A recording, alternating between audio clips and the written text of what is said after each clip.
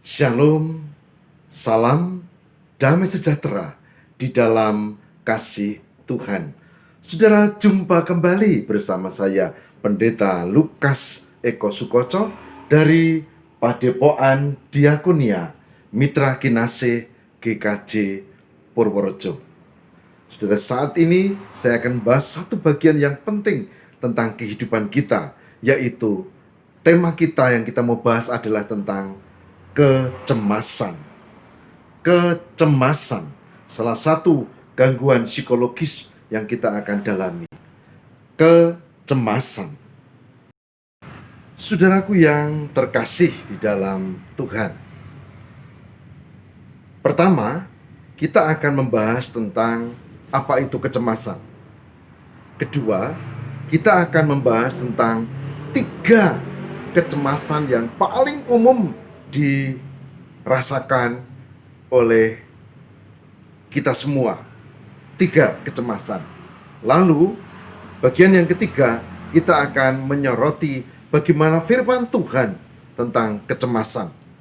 Bagian akhir, kita belajar bagaimana menyikapi hidup supaya kita tidak dilanda oleh penyakit psikologis ini, yaitu kecemasan, utamanya 3 hal model kecemasan. Saudara, saya berharap saudara bisa nonton video ini sampai akhir supaya saudara mengerti apa itu 3 kecemasan, bagaimana mengatasi gejala-gejalanya, bagaimana mengatasinya, dan bagaimana firman Tuhan berbicara tentang itu. Kalau itu terjadi, saudara tidak hanya merenungkan firman Tuhan saja, tapi saudara akan mendapat sesuatu yang baru dan kita mendapat berkat Tuhan yang melimpah karena ada pengetahuan baru tentang kecemasan. Semoga bermanfaat.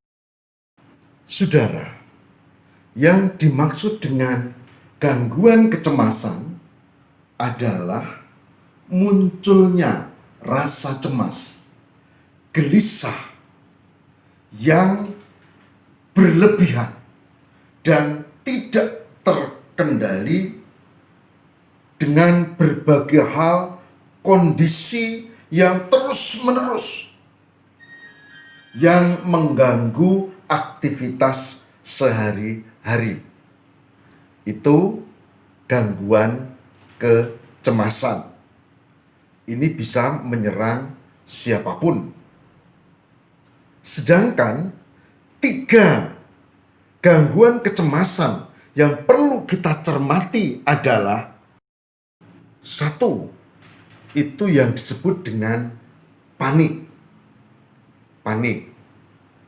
Yang kedua, itu yang disebut dengan gangguan kecemasan sosial. Yang ketiga, gangguan kecemasan umum. Sebelum membahas itu, perlu tahu mengapa ada muncul ini kecemasan. Munculnya adalah karena ada pengalaman negatif yang belum terselesaikan. Pengalaman negatif itu mengendap di bawah sadar kita dan itu pada saatnya muncul. Tapi bisa juga kecemasan ini karena keturunan. Ini termasuk penyakit psikologis. Bisa juga karena gangguan kepribadian. Bukan keturunan, tidak ada pengalaman pahit, tapi memang ada gangguan kepribadian. Bisa juga, sehingga cemas terus gitu. Bisa juga efek samping dari obat atau zat tertentu. Ini juga bisa menimbulkan kecemasan yang kronis. Bisa juga karena penyakit. Misalnya, yang paling sering adalah gangguan irama jantung. Gangguan irama jantung itu efeknya itu ada menimbulkan kecemasan. Penyakit tiroid juga itu menimbulkan kecemasan. Itu penyebab-penyebabnya yang perlu kita kenali. Nah, 3 yang tadi saya sebut. Yang pertama adalah panik. Kita pasti pernah mengalaminya, panik. Ada orang yang karena alasan tertentu tadi, itu tidak mungkin dia bisa naik motor atau mobil. Karena apa? Karena gampang panik. Tidak bisa tenang. Dan itu penyebab banyaknya kecelakaan karena di situ. Begitu ada orang nyelonong, diremnya mendadak, harusnya ngeremnya pelan. Mendadak, belakangnya kaget, der. Panik. Oke, bahkan tidak hanya orang, bisa binatang menyeberang, panik.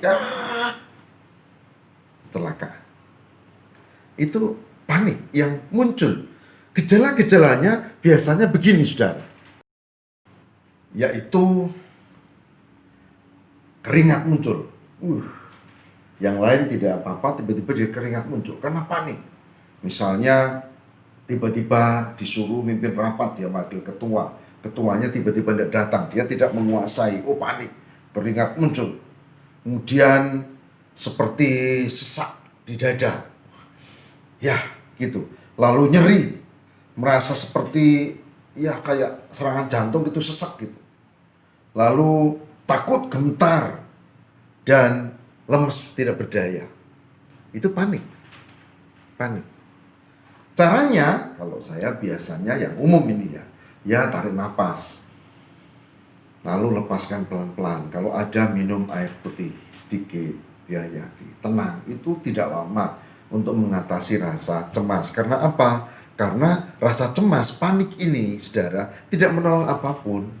Kalau kita harus mimpin rapat, panik itu tidak lalu membuat kita jadi, bisa pinter. Enggak, malah sebaliknya. Mau ngomong aja susah. Jadi harus diatasi. Teorinya begitu. Dan itu harus dilatih. Itu yang pertama. Yang kedua, yaitu kecemasan sosial. Kecemasan sosial, saudara, itu biasanya terkait dengan masalah sosial. Enggan berrelasi, tingkat kepercayaan diri rendah, menghindari pertemuan tatap muka dengan orang lain, takut dikritik, malu, tapi juga bisa tersembunyi di mana ada beban tertentu sehingga menjadi tidak tenang. Kecemasan sosial. Karena apa? Karena pengalaman sosial. Tandanya biasanya adalah sebagai berikut, yaitu dia menjadi tidak berani ketemu orang, lalu tertutup, lalu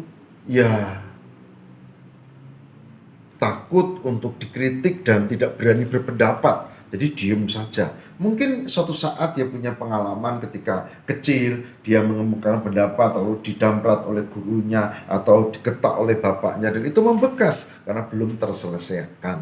Itu kecemasan sosial.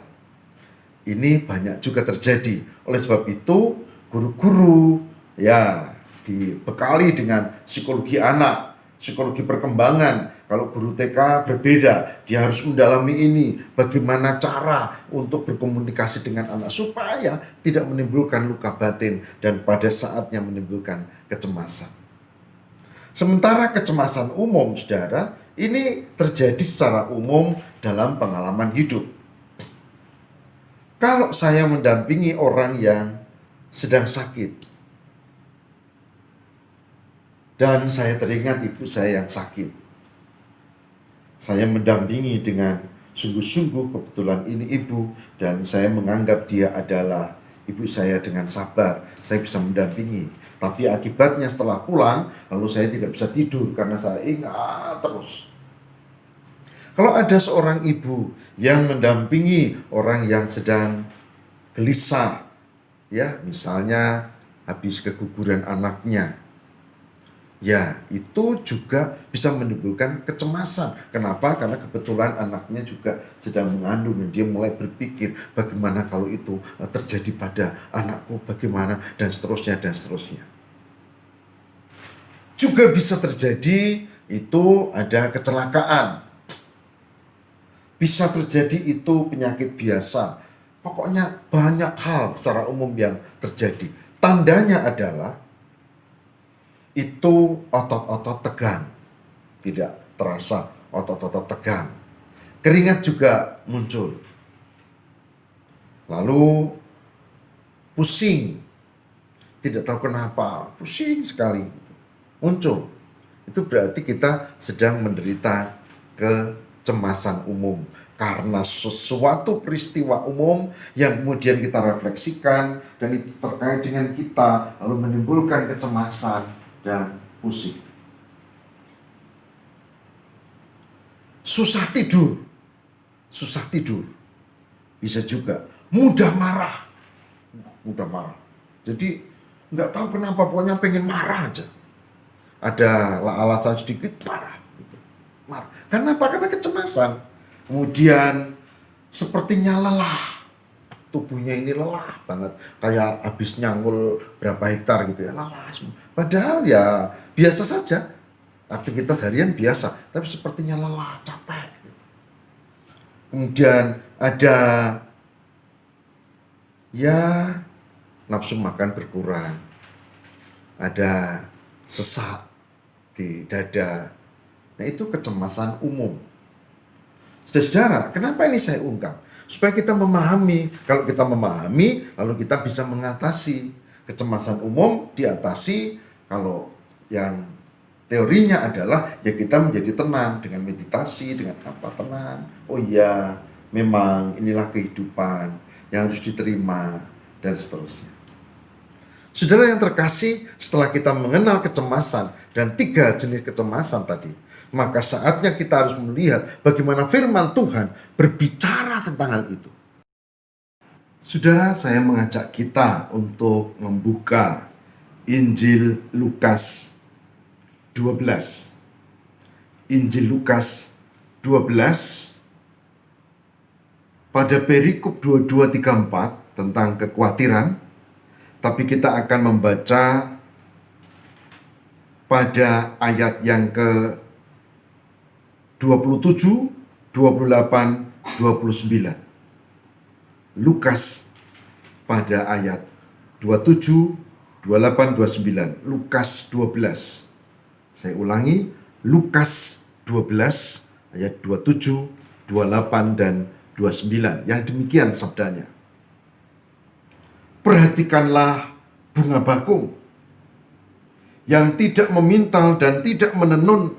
Namun aku berkata kepadamu, Salomo dalam segala kemegahannya pun tidak berpakaian seindah salah satu dari bunga itu. Jadi, jika rumput di ladang yang hari ini ada dan besok dibuang ke dalam api, demikian didandani Allah, terlebih bagi kamu, hai orang-orang yang kurang percaya. Perhatikan ayat 29. Jadi, janganlah kamu mempersoalkan apa yang akan kamu makan atau apa yang akan kamu minum, dan janganlah cemas hatimu. Janganlah cemas hatimu. Lukas 12 ayat 29. Saudaraku yang terkasih di dalam Tuhan, ini perintah penting untuk mengatasi kecemasan adalah kita tahu hidup ini ada yang menghidupi, yaitu Tuhan. Untuk mengatasi kecemasan bukan dari diri sendiri, tapi kuasa Allah Roh Kudus yang menyertai kita. Ayat lain yang menarik saudara-saudara adalah 1 Petrus 5 ayat 7. 1 Petrus 5 ayat 7 mengatakan, serahkanlah segala kekhawatiranmu kepadanya. Serahkanlah segala kekhawatiranmu kepadanya. 1 Petrus 5 ayat 7. Ia yang memelihara kamu.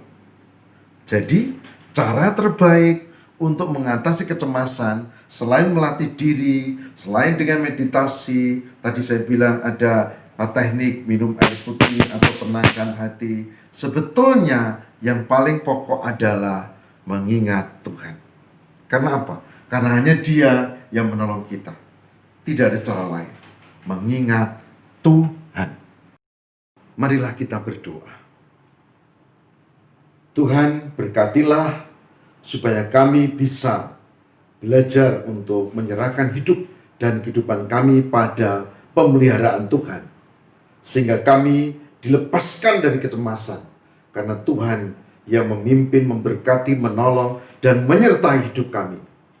Tolonglah semua yang mengikuti program ini, supaya dimampukan untuk bisa melepaskan diri dari kecemasan karena penyertaan Tuhan. Sehingga kami bisa hidup tenang, kami bisa tidur, kami bisa menjalani hidup aktivitas dengan baik. Tolonglah kami ya Allah, sumber kekuatan, demi Kristus pengantara kami. Amin.